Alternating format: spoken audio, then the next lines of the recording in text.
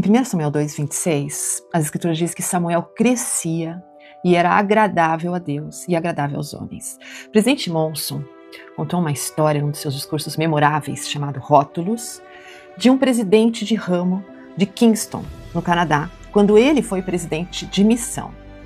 Ele conta a história do irmão Walker, que servia como presidente do ramo, e ele era um alemão. Tinha um sotaque muito forte quando falava inglês lá no Canadá. E esse irmão, conta o presidente Monson, nunca teve um carro. Ele exercia o ofício de barbeiro. E o ponto alto do dia para ele era quando podia cortar o cabelo dos missionários.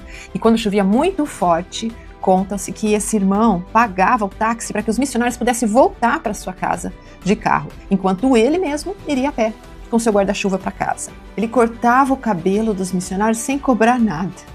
E quando tinha, colocava as mãos no fundo do bolso, tirava todas as gorjetas que ele tinha ganhado naquele dia e dava para os missionários. O presidente Monson disse que quando ele conheceu pela primeira vez o presidente Walker, foi quando tentou explicar para ele que o dízimo era apenas 10% dos seus rendimentos. Ele disse que percebeu que o presidente Walker pagava muito mais do que ele realmente poderia pagar, ele percebeu isso. E por mais que ele se esforçasse em explicar que era somente 10%, ele prestava atenção, mas isso não o convencia.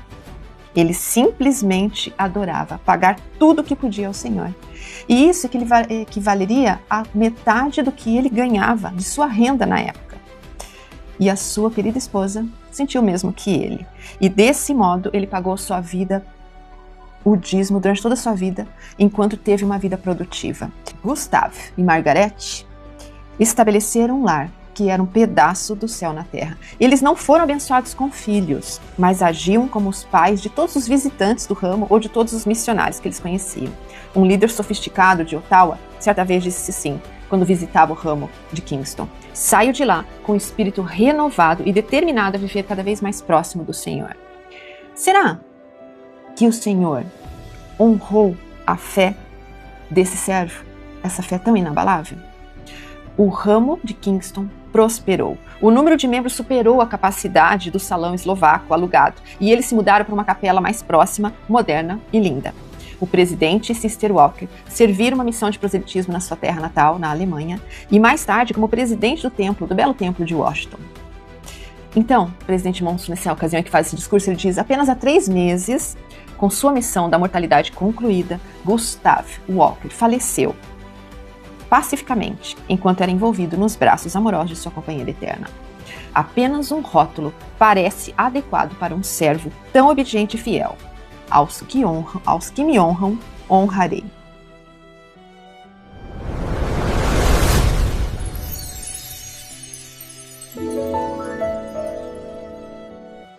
Eu quis iniciar com essa história porque ela é um exemplo fiel de como era a vida de Samuel, de como ele se dispôs a servir o povo. E esse é o contexto que a gente vai encontrar aqui para esse bloco de escrituras de 1 Samuel 8 ao 16.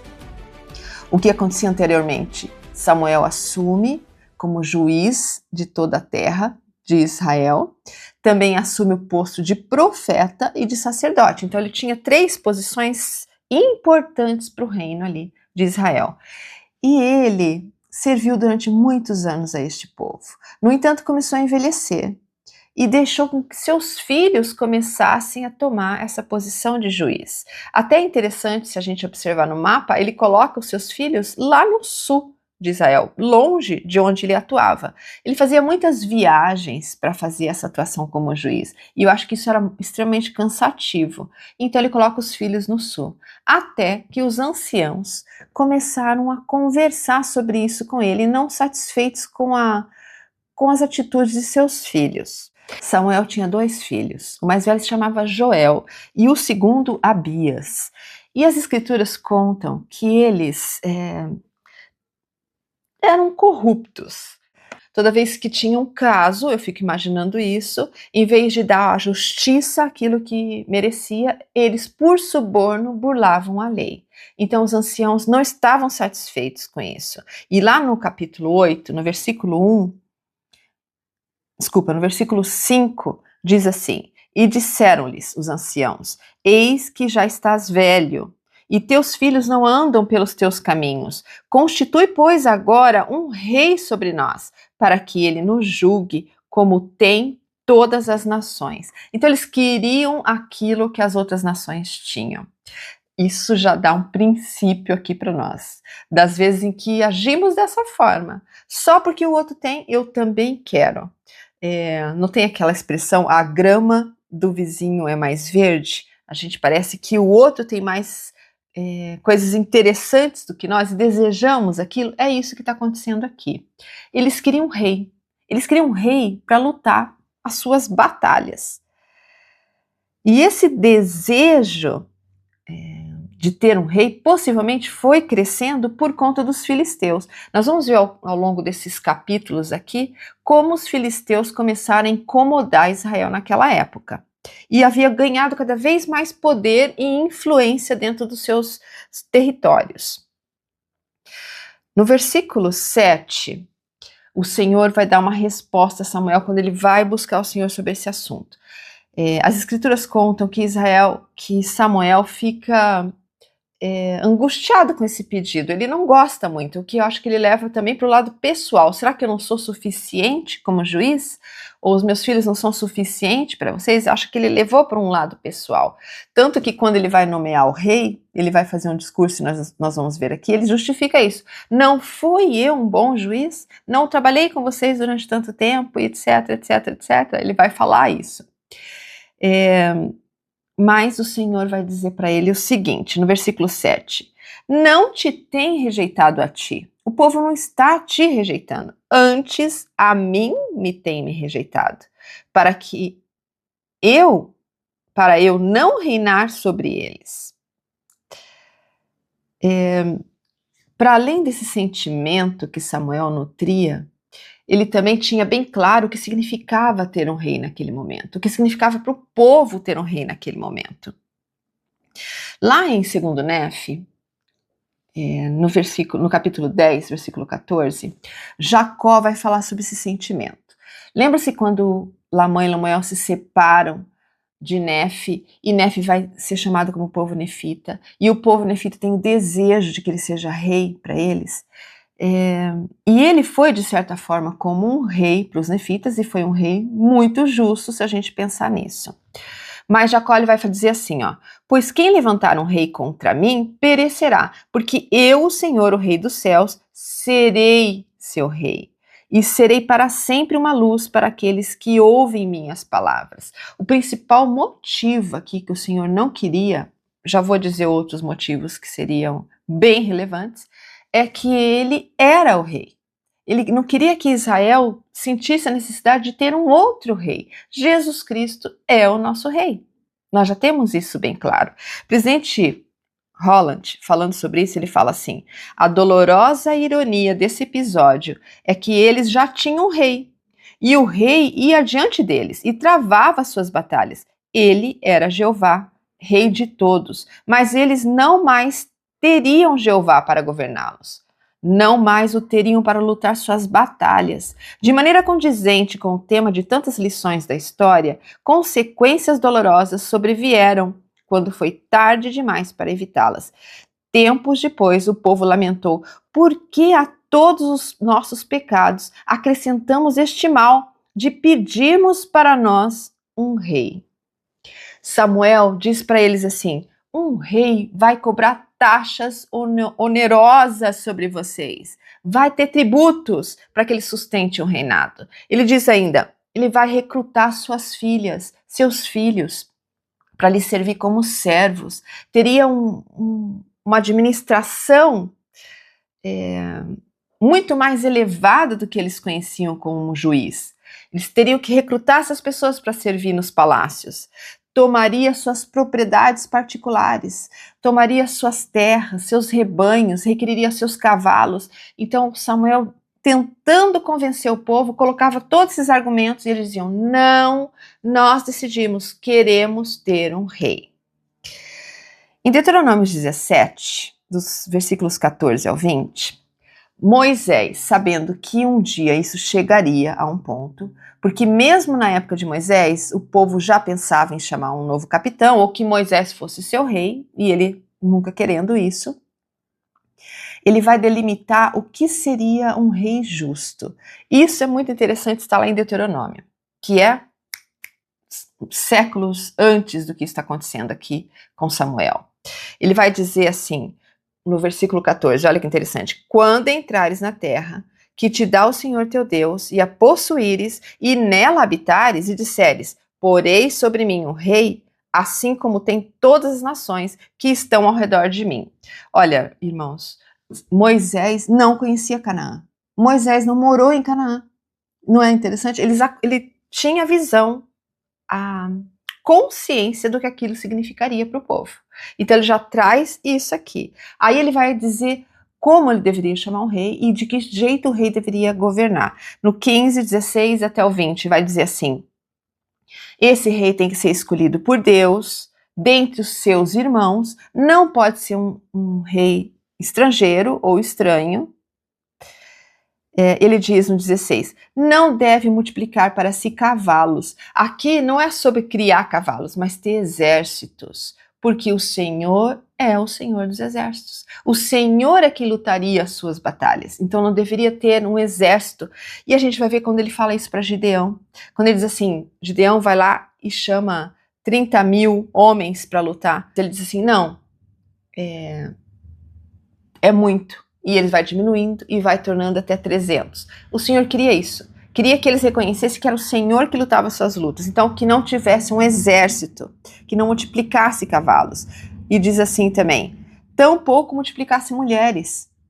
Tampouco tivesse várias esposas. Ou nem ouro, nem prata se multiplicará para si.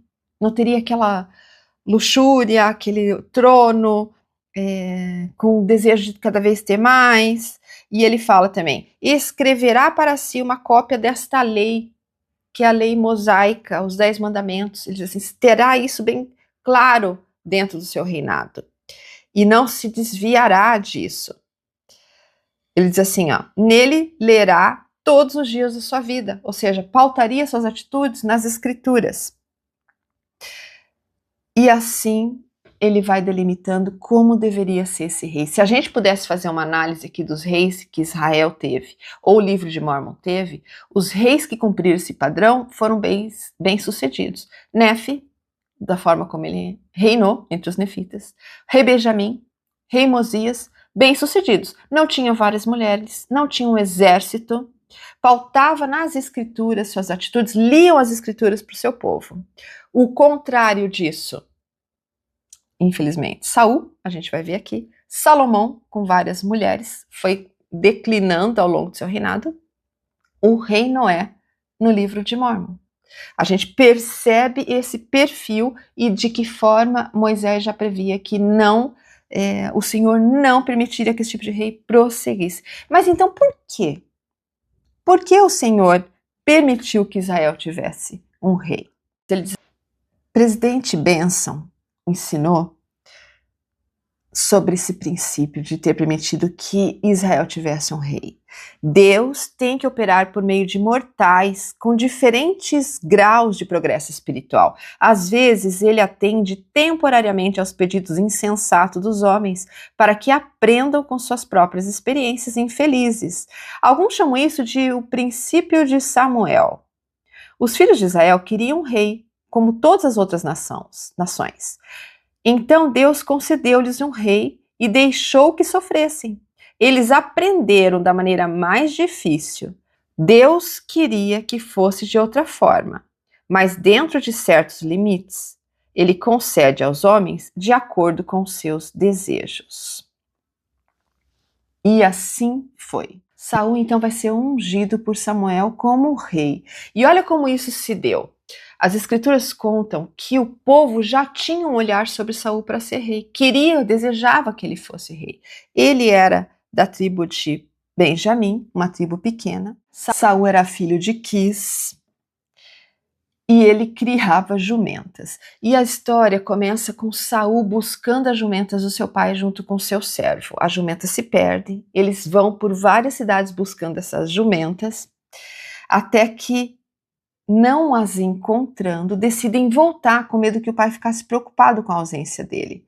Aí o servo diz assim, olha, por aqui perto tem um profeta de Deus, um homem de Deus. E se a gente perguntasse para ele aonde estão essas jumentas? E ele fala assim, mas eu não tenho nada para dar para esse homem, não tenho dinheiro, nada para ofertar. Daí o servo diz, eu tenho aqui alguns ciclos de prata. E eles então decidem buscar esse homem, já que eles estavam ali por perto. Eles chegam perto de umas mulheres que estão tirando água e perguntam, onde mora o profeta aqui? O profeta de Deus. E elas falam, ele está aqui, inclusive ele está preparando um banquete na sua casa. Se vocês chegarem logo, vão chegar antes do banquete e vão poder falar com ele. E é exatamente isso que vai acontecer. Samuel já sabe quem o Senhor havia escolhido para ser rei. O Senhor revela para ele que esse homem chegaria até ele e narra todas as coisas que iriam acontecer. Ele iria buscar uma jumenta, era um homem alto, diz as escrituras que ele era um homem bonito, e então ele tinha isso já preparado, e nesse dia que ele sabia que Saul viria, ele preparou um grande banquete em homenagem a Saul. Então estava tudo preparado para isso. Quando Saul encontra Samuel e tenta dizer para ele, porque ele está ali, ele fala assim, eu já sabia que você viria. E, inclusive, as suas jumentas não precisam se preocupar, porque elas já foram encontradas. Mas eu quero convidá-los a participar desse banquete. Então, eles sentam, principalmente Saul, no lugar de honra. Ele pede para que seu servo dê o melhor pedaço de assado para Saul. E Saul, eu fico imaginando, sem entender direito o que estava acontecendo. Eles dormem aquele dia na casa de Samuel, ele insiste que isso aconteça, e cedo eles levantam e dizem, melhor você ir encontrar seu pai, que deve já estar preocupado. Aí ele diz assim, pede para o seu servo ir na frente que eu quero falar com você. E nesse momento, então, Samuel revela a Saul de que ele foi escolhido para ser um rei em Israel. E ele unge Saul nesse momento. Capítulo 10, versículo 1. Então tomou Samuel um vaso de azeite e lhe o derramou sobre a cabeça e o beijou e disse, porventura não te ungiu o Senhor por capitão sobre a sua herdade? Ele diz isso para Saul. Porventura não te ungiu o Senhor? Veja que ele diz aqui que ele unge como um capitão, porque de fato era isso que Israel queria, alguém que lutasse as suas lutas, que fosse à frente deles, que unisse as tribos. Isso é algo que a gente tem que reconhecer que Saul conseguiu, unir as tribos. As tribos nessa época eram muito divididas. Cada um tinha os seus problemas, e mesmo na época dos juízes, quando o Senhor levantava um juiz, ele trabalhava justamente mais naquele problema do seu povo ali. Se a gente observar as escrituras. Aqui, Saul vai trabalhar o bem de todos, porque vai criar uma união entre as tribos. Quando Samuel unge Saul, ele diz para ele, agora você vai para sua casa. E vai falando para ele, você vai encontrar alguns homens saindo do túmulo de Raquel e Jacó. Eles vão falar que suas jumentas foram encontradas. E o seu pai está preocupado agora contigo, está aflito, dizendo, que farei por meu filho? E ele fala, e quando passares adiante e chegares ao carvalho de Tabor, encontrará 3 homens subindo a Deus, a Betel, e levando 3 cabritos, o outro 3 bolos de pão e o outro um odre de vinho. Tudo isso Samuel vai descrevendo para mostrar como o seu chamado era divino, porque o Senhor já tinha previsto todo o seu caminho, assim. E ele fala, e te perguntarão como estás, e te darás 2 pães que tomarás de sua mão. E aí ele diz que ele continuando subir, encontrarás um grupo de profetas que descem do alto e trazem consigo saltério, tambor, flauta e harpa, ou seja, instrumentos musicais, e profetizarão. E o Espírito do Senhor se apoderará de ti e profetizarás com ele. Samuel explicando isso. E então no 7 fala assim, e há de ser que quando esses sinais te vierem, faze o que achar a tua mão, porque Deus é contigo. E de fato, depois dessa unção, as escrituras contam que o Senhor muda o coração de Saul. Olha o versículo 9. Sucedeu, pois, que virando ele as costas para apartar-se de Samuel, Deus lhe mudou o coração em outro, e todos aqueles sinais aconteceram no mesmo dia. E as pessoas percebiam isso em Saul, essa mudança. Era o Senhor o capacitando, habitando nele. representando agora o próprio Salvador nas lutas e nas expectativas do povo de ter um rei. Ali no versículo 17, e convocou, pois, Samuel, o povo ao Senhor em Mispá. Mispá. Então, todas as tribos vão se reunir numa grande assembleia aqui. E aqui, então, Samuel vai dizer assim: assim diz o Senhor de Israel, eu fiz subir Israel do Egito e livrei das mãos dos egípcios e da mão de todos os reinos que vos oprimiam. Então, ele falando como o Senhor se sentia sobre essa situação de ter que chamar um rei porque eles queriam. Mas vós rejeitastes hoje o vosso Deus, que vos livrou de todos os vossos males, dizendo, põe um rei sobre nós. Quando ele está nessa grande assembleia, ele vai, diz Joséfo, tirar a sorte de quem seria esse rei. É como se ele não revelasse exatamente que já tivesse chamado Saul como rei. Então Joséfo diz que ele vai tirar primeiro a sorte das tribos, cai sobre Benjamim, e depois dentro da tribo de Benjamim as famílias. E então, se a gente observar ali, no versículo 21 do capítulo 10, fala, e fazendo chegar a tribo de Benjamim pelas suas famílias, imaginando isso, caiu a sorte sobre a família de Matri, e dela se tomou Saul, filho de Quis. Só que eles vão tentar buscar Saul nesse momento e não o encontram. Saul se esconde nas bagagens, porque ele não queria, era como se ele não quisesse se achar, dizer, ó, sou eu o rei. Ele ficou escondido, ou teve um pouco de medo dessa situação, ou do que isso significava para ele. De fato, a gente não sabe. Então, eles encontram Saul, chamam ele, e ele fala, olha, tá aqui, vede já quem o Senhor elegeu. E ele era um homem, a gente diria assim, um pão.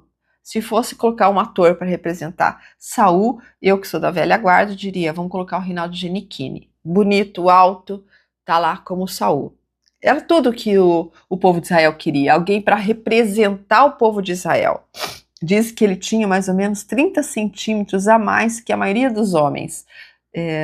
Joséfo fala isso. E quando termina essa assembleia, Samuel escreve um livro dessa situação, inaugurando esse novo reinado, essa nova forma de governo que são os reis, e diz para eles guardarem esse livro com eles. Isso é interessante porque esse livro a gente não encontra mais, ele não está na Bíblia, é um dos livros, dos muitos, mais de 30 livros, que são citados nas Escrituras e que a gente não encontra mais à disposição. E quando Saul é chamado como rei, o povo ficou muito satisfeito. Eu fico imaginando essa situação, porque eles queriam muito isso. Era uma nova era, um novo momento para o povo. Mas nem todos acreditaram que Saul deveria ser chamado como rei.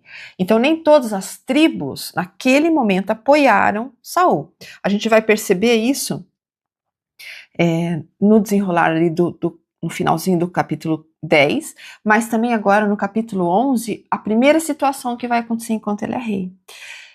Um mês depois que ele foi chamado como rei, ele está lá trabalhando no campo, quando fica sabendo que os amonitas tomaram a cidade de Jabes Gileade. Os amonitas estavam batalhando com várias cidades ali dos israelitas. Existiam cidades que eles já tinham matado muitas pessoas e diziam que eles tinham o hábito de arrancar o olho direito das pessoas, dos soldados.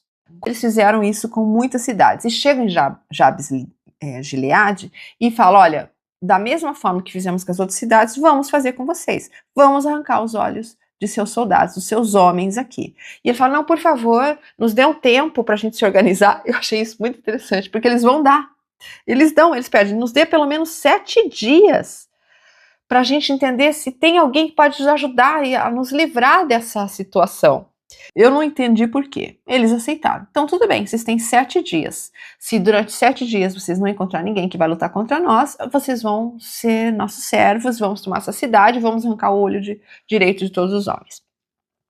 Então, os moradores, mensageiros de Gibeá, mandam para Saul a situação, fala: por favor, vem nos salvar. E Saul vai ter a sua primeira batalha de estreia. Ele realmente fica consternado com isso, porque o povo chorava com medo. E ele diz: não é possível que vai cair nas mãos dos amonitas, os homens de Jabes.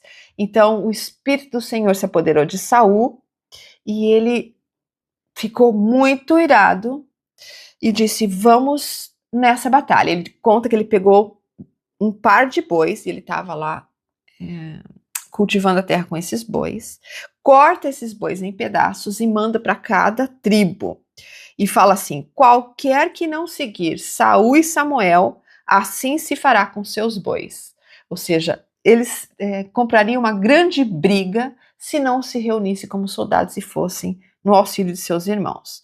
Então, as escrituras falam: então caiu o temor do Senhor sobre o povo e saíram como um só homem e foram realmente nessa batalha. Ele cria estratégias, não precisamos entrar nesses detalhes aqui, mas eles vencem essa batalha e o povo fica extremamente feliz e falam assim: cadê aqueles homens que diziam que Saul não era rei, que não apoiavam Saul? Vamos matar a todos? E Saul diz: não, não é o caso, porque quem venceu essa guerra foi o Senhor.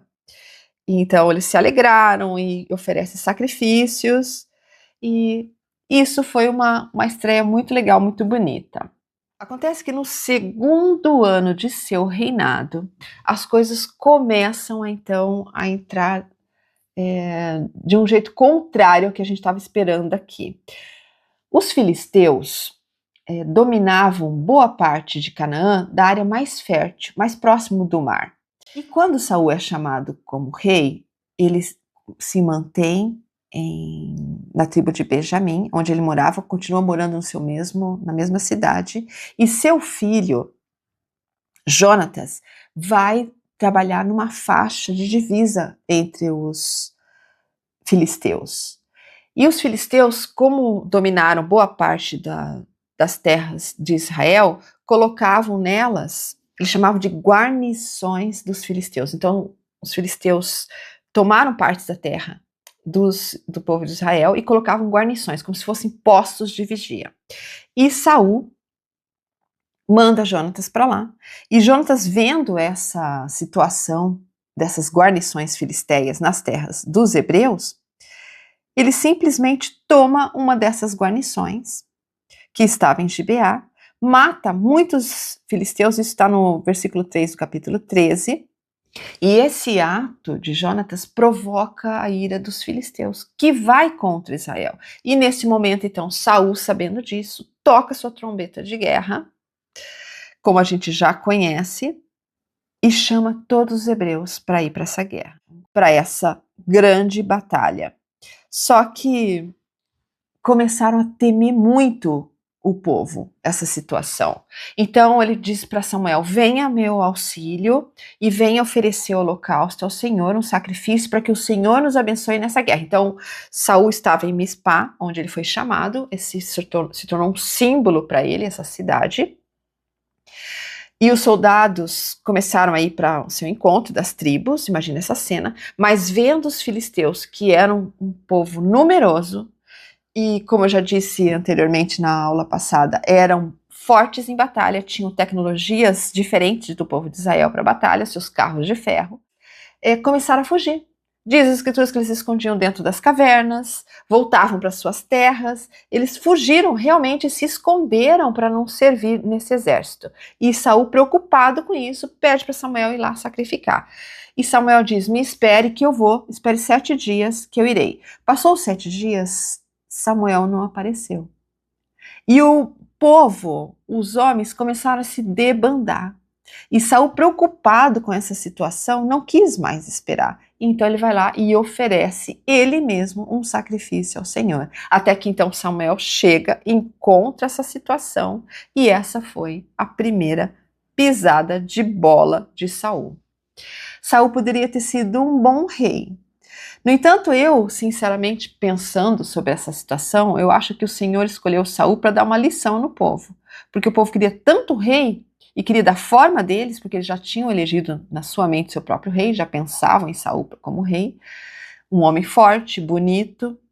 Eles não escolheram a maneira do Senhor, então o Senhor vai dar uma lição para eles e Saul começa a demonstrar as suas fraquezas aqui. A primeira pisada de Saul vai ser essa. Ele sacrifica no lugar do sacerdote. Ele acha que ele é tão importante que ele pode fazer esse papel de sacerdote também. Mas no fundo, e a gente vai ver isso aqui agora, e você pensa aí se você concorda sobre isso comigo, o que mais pegava Saul era o medo das expectativas dos outros sobre ele. Ele não queria desapontar os outros, ele tinha mais medo dos homens do que do Senhor. Porque para ele fazer isso, ele sacrificar sabendo que era uma ordenança pertencente aos sacerdotes, a um levita, ou alguém chamado com autoridade para isso, é como se ele temesse mais aos homens do que a Deus mesmo. Ali no versículo 9 do capítulo 3 diz assim: disse Saul, traz-me aqui um holocausto e ofertas pacíficas, e ofereceu o holocausto. Presidente Uchtdorf, falando sobre isso, ele fala assim, na época em que ele era da primeira presidência: o profeta Samuel percebeu uma grave fraqueza no caráter de Saul. Quando pressionado por influências externas, Saul não tinha a autodisciplina necessária para permanecer no curso, confiar no Senhor e em seu profeta, e seguir o padrão estabelecido por Deus. Uma diferença de uns poucos graus, como quando Saul deixou de seguir o conselho do profeta de esperar só mais um pouquinho, pode parecer insignificante, mas até os pequenos erros, com o tempo, podem fazer uma drástica diferença em nossa vida. E aqui temos um outro princípio: o quanto estamos dispostos a fazer as coisas à maneira do Senhor. Ou precisamos mudar alguns pequenos graus para satisfazer aos outros ou a nós mesmos. Isso a gente pode refletir aqui e trazer para a nossa vida. Porque é legal ouvir a história e dizer: ah, Saul, seu pisão na bola, como você teve coragem de fazer isso? Mas quantas vezes queremos fazer as coisas à nossa própria maneira? Seja liderando nossa família, tomando nossas decisões e escolhas, sendo líderes na igreja. Quantas vezes vemos que líderes tentam mudar um pouquinho as coisas, como o manual de instrução tem dito, porque querem fazer à sua maneira. A gente pode trazer para nós e refletir o quanto estamos mais parecidos com Saul aqui. O fato é que os homens nessa época fogem tantos que Saul tem apenas 300 homens para lutar contra os filisteus. Seria uma luta extremamente difícil, porque já começou mal. Já começou ele sacrificando, não tinha o apoio do Senhor aqui. Mas sabe o que salvava Saul? O seu filho Jonatas. O seu filho Jonatas era poderoso, era humilde, amava o Senhor e confiava no Senhor. Ele não temia os filisteus, tanto que ele foi lá e provocou os filisteus na sua primeira guarnição ali que ele já enfrentou. Então os exércitos estavam acampados, esperando para começar essa batalha. E os filisteus estavam, diz as escrituras, num alto, num monte, assim. Existiam várias guarnições deles que estavam no alto. E eles olhavam para o povo de Israel e tinham controle aqui do que iria acontecer. Eles não temiam o povo de Israel nem um pouco. Então Jonatas disse para o seu servo, assim, seu escudeiro: vamos até eles. E o servo diz assim: como assim? Eles vão nos matar. Não, a gente vai até eles, a gente sobe essa primeiro lance aqui, eu estou imaginando, sobe essa pequena colina aqui. Quando eles nos avistarem, se eles disserem, venham, podem subir, é porque o Senhor nos deu nas nossas mãos os filisteus. Agora, se eles disserem, não subam, nós vamos até vocês, a gente vai embora. E é exatamente isso que vai acontecer. O povo de Israel não estavam armados como os filisteus. Os filisteus conheciam ferro, a gente já colocou isso aqui. E eles proibiram que o povo de Israel tivesse espadas ou tivesse algum ferreiro que os ajudasse nisso. Então as escrituras dizem que eles não tinham espadas, não tinham lanças e que as suas limas estavam dentadas, ou seja, eles não tinham ninguém para trabalhar com eles nesse sentido de espadas de ferro. E Jonatas não temia sobre isso. Ali no no versículo 6 do capítulo 14, Jonatas fala assim para o seu escudeiro: vem, passemos a guarnição desses incircuncisos. Porventura agirá o Senhor por nós, porque para o Senhor nenhum impedimento há de se livrar, com muitos ou com poucos. Olha a fé que Jonatas tinha. Quando os filisteus veem Jonatas e os seus escudeiros subindo, eles falam um para o outro assim: eis que já os hebreus saíram de suas cavernas em que estavam escondidos. Então já estavam zombando. Olha lá, os medrosos saíram das cavernas agora. Subi a nós e nós nos ensinaremos uma lição. Então eles fazem sinal para Jonatas subir. E esse era o sinal que Jonatas precisava para saber que o Senhor tinha os dado em suas mãos. Então ele fala para o servo: sobe atrás de mim, porque o Senhor os entregou na mão de Israel. E Jonatas sobe e diz que nessa batalha dessa guarnição ele mata 20 filisteus. E isso, o povo, sabendo disso, ganha uma coragem tão grande. E Saul, ao mesmo tempo, lá com os homens, se planejando como vai fazer as estratégias de guerra, chama o sumo sacerdote, que leva o éfode, que era aquela roupa sacerdotal do sumo sacerdote, com as pedras, com Urim e Tumim, e fala: consulta ao Senhor para saber se devemos ir a essa guerra. E eles fazem a consulta e o Senhor diz: sim, vão a essa guerra, vocês vão ganhar essa guerra. Então o povo, vendo toda essa situação de que o Senhor disse que eles ganhariam, de que Jonatas vai com coragem e mata 20 filisteus lá em cima, e então eles começam a sair das cavernas. E isso daria um filme maravilhoso aqui. Eu amo o filme, eu fico imaginando essa cena. Que então os filisteus veem o povo se armando, ficam com muito medo e começam a fugir deles. E então eles vão ganhar mais essa batalha. E Saul pede para que o sumo sacerdote traga a Arca da Aliança. E a Arca agora então vai lutar junto com eles nessa grande batalha. Olha como Joséfo descreve essa guerra. Eu gosto desse escrito porque ele nos dá um olhar assim meio cinematográfico de como aconteceu. A vitória acompanhava-o em todos os seus empreendimentos e ele levou os interesses dos israelitas a tão alto grau de prosperidade e poder que eles se tornaram temíveis a todos os vizinhos. Ou seja, Saul tinha vitória sobre ele. Então, os povos que habitavam ao redor reconheciam isso e seu reino começou a crescer e prosperar. E ele era conhecido e temido a todos os povos.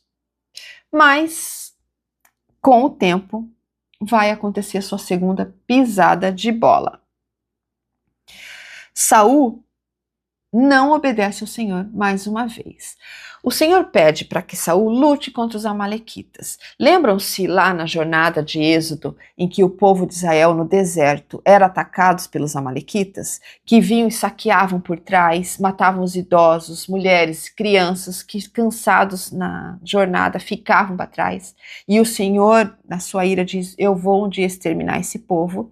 E agora em que eles estavam em condições muito favoráveis, porque depois dessa guerra, Saul vai pegar essas armas dos filisteus, então vão se armar com realmente armas de guerras mais poderosas que os filisteus tinham e vão começar a lutar meio que de igual com eles.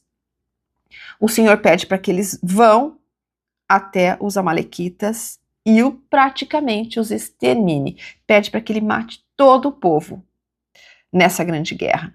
E Saul vai, com muito poder e muito temido por todos, ele vai lutar e vai vencer os amalequitas, vai conseguir expulsar o povo amalequita.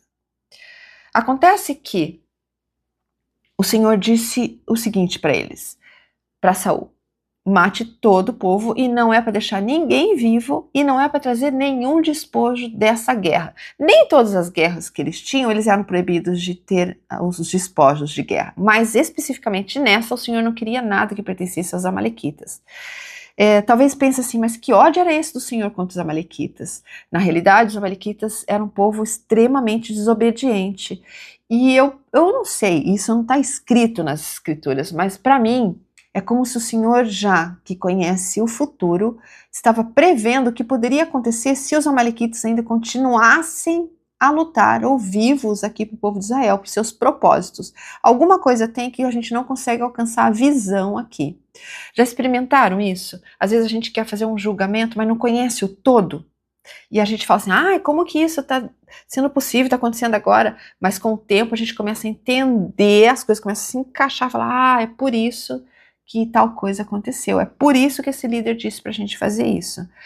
E é exatamente isso, a gente não consegue entender porque a gente não vê o todo, porque esse povo amalequita tinha que ser destruído, mas o Senhor sabia e ele queria ser obedecido integralmente. Olha o versículo 8 do capítulo 15. E tomou vivo Agag, rei dos amalequitas, porém destruiu todo o povo ao fio da espada. E Saul e o povo pouparam Agag, e o melhor das ovelhas e das vacas, e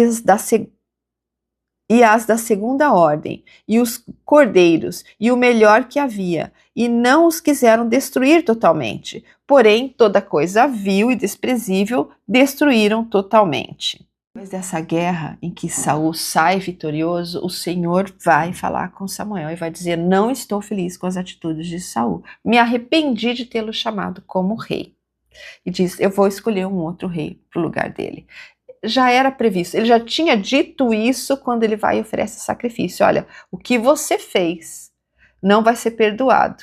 E o Senhor vai tirar você do seu reinado. E aqui então o Senhor vai confirmar novamente: você não vai ser mais como rei para Israel. Porque ele não executou as minhas palavras, o Senhor fala. Então, versículo 12. E madrugou Samuel para encontrar Saul logo pela manhã. E anunciou-se a Samuel dizendo: já chegou Saul ao Carmelo, e eis que levantou para si uma coluna, o Senhor fala para Saul. Então deu volta e passou e desceu a Gilgal.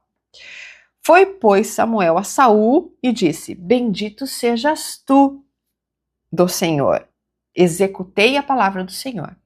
Para Saul, ele já estava tão feliz, ele até erigiu uma coluna para ele mesmo, de tanta honra, de tanta alegria que ele tinha de ter sido vitorioso nessa batalha. E fala: fiz exatamente o que o Senhor pediu, mas não era isso que o Senhor tinha pedido. Então Samuel fala assim: então que balido é esse de ovelhas que eu estou ouvindo aqui? E esse mugido de vacas que ouço? Ou seja, que animais são esses aqui? Então Saul fala assim: de Amaleque as trouxeram, não foi bem eu, porque o povo poupou o melhor das ovelhas e das vacas para oferecer ao Senhor teu Deus. O resto, porém, destruímos totalmente. Quando Saul não mata o rei, e aqui não está escrito porque ele não mata o rei, mas Joséfo falando diz que ele achou o rei tão bonito, e isso eu não entendi, achou o rei tão belo que o poupou. Então ele traz o rei para o seu palácio. E quando Saul faz essa desobediência, os soldados, o povo diz: também vamos poupar aqui algumas vacas e algumas ovelhas. A gente pode até oferecer algumas delas para sacrifício ao Senhor. Olha que bonitas que elas são, não vamos matar todas elas. Essa desobediência vai desencadeando as outras desobediências. E Samuel fala: como assim, né? E ele fala: não, mas não fui eu, foi o povo que quis trazer esses rebanhos aqui.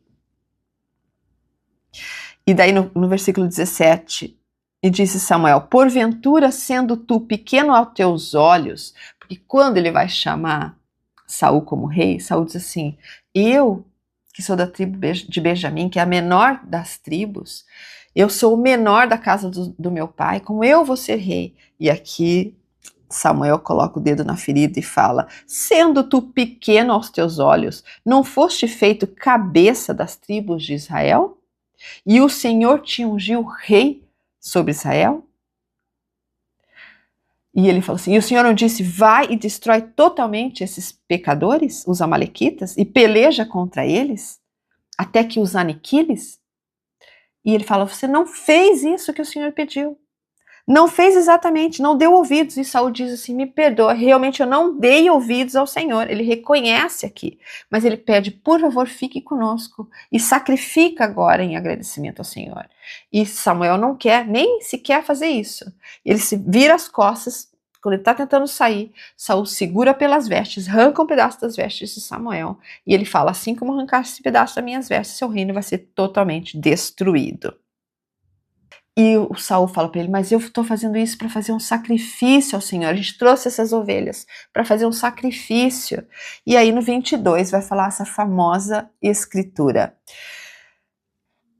Tem porventura o Senhor tanto prazer em holocaustos e sacrifícios, quanto em que se obedeça à palavra do Senhor?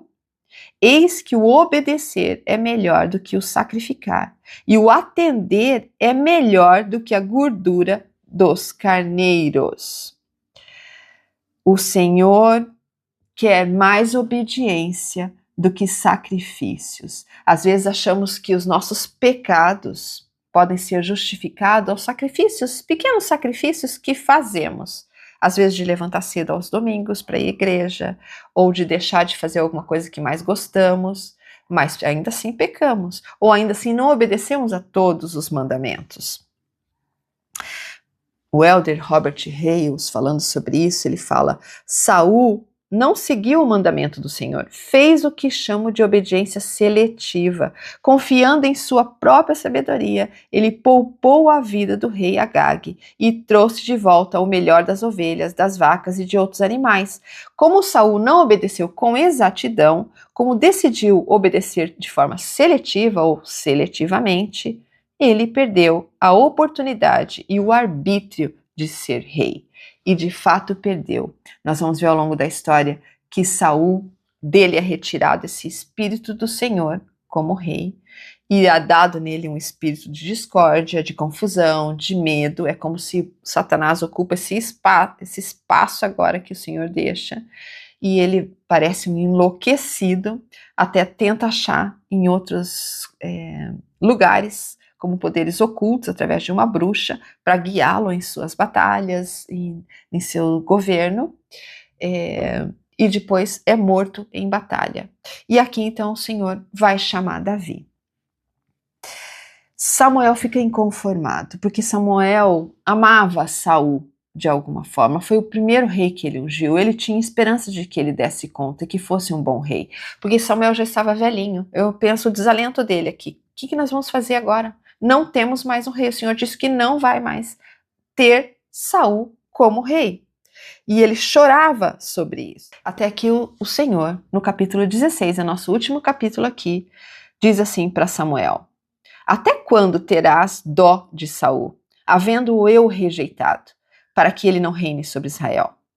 Enche um chifre de azeite e vai, enviar-te-ei a Jessé, o belemita. Belemita significa que ele era de Belém, porque dentre os seus filhos me provi de um rei. Mais uma vez, uma cidade pequena, Belém, entre o povo de Judá, ele vai escolher um rei. Porém, disse Samuel, versículo 2, como irei eu? Pois ouvindo-o Saul me matará. Então disse o Senhor, toma em tuas mãos uma bezerra das vacas e dize, vim para sacrificar ao Senhor. E convidarás Jessé ao sacrifício, e eu te farei saber que hás de fazer, e ungir-me-ás quem eu te disser. Quando Samuel chega na casa de Jessé, o primeiro que ele vê é Eliabe, que era o filho mais velho de Jessé.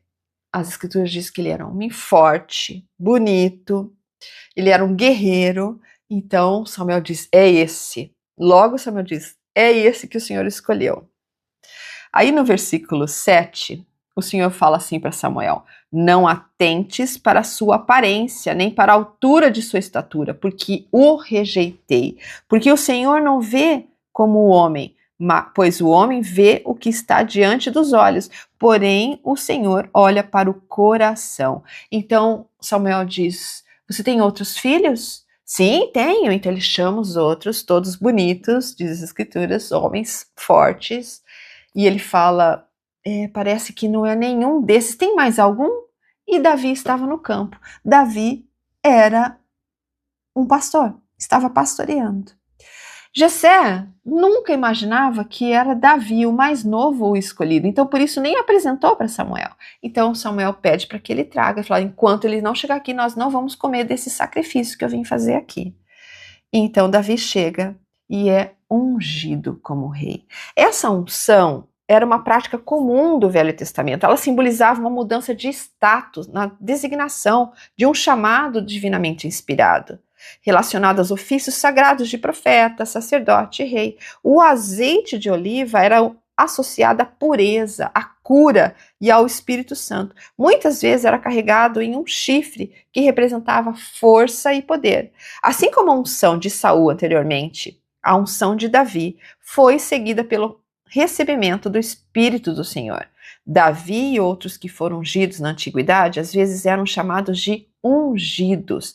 Desta forma, Davi previu seu futuro descendente, Jesus Cristo, cujo título de Messias significa o ungido. Assim como o Salvador teria esse título de o ungido, todos os reis eram um protótipo do Salvador, enquanto eram ungidos.